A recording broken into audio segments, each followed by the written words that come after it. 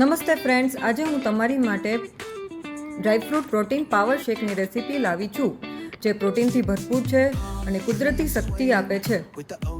સૌપ્રથમ બધા ડ્રાયફ્રૂટ્સને મિક્સીમાં નાખી દો. ત્યારબાદ પલાળેલી ખજૂર પર તેમાં મિક્સ કરી લો.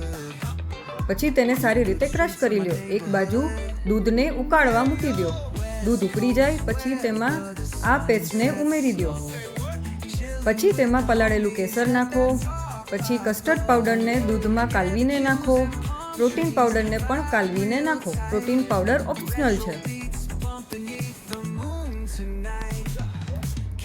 પછી તેને સારી રીતે ઉકાળી લો.